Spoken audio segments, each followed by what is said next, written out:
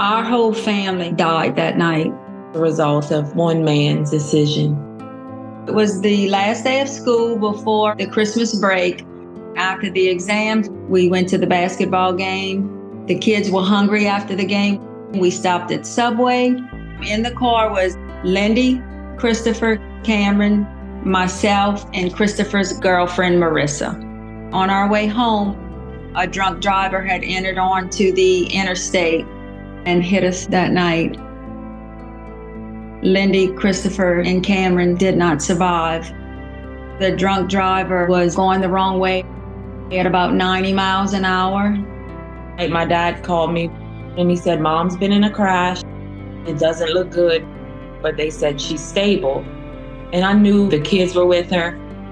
I wasn't initially worried about them because if she made it, of course the kids should be fine. They're young, resilient. As I was turning in the hospital, I saw my dad and one of my brothers just frantically running in the parking garage.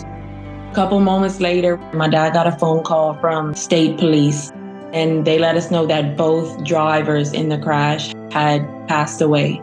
So I showed him a picture of both my sisters, and he said, "Come with me." I knew what that meant.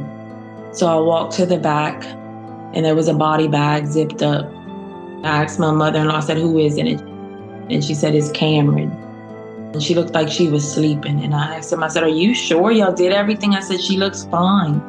And he said, "Every limb was broken. There was nothing we could have done." The nurse said, "I found your brother." And I said, "Well, I know he's not okay, but at least he's alive." And he just shook his head no. And I said, "What about my other sister?" He said, "She's still stuck in the car." And I said, "She's not okay." And he said, "She's also gone."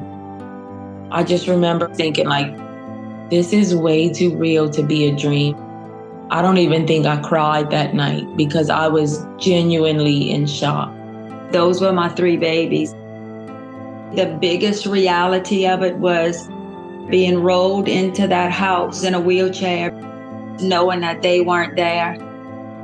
It was the most devastated feeling I have ever experienced in my life.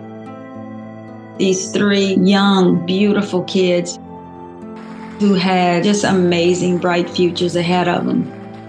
Knowing that I was going to see my babies in those caskets, there's just no words to describe the heartache. These drunk drivers do not get the sentence that they deserve. It's just so heartbreaking because they're going to get to go on with their life. For the rest of our lives, our hearts are going to be broken. I really don't think the man set out that day to go kill people. It was just a result of a horrible decision that he made.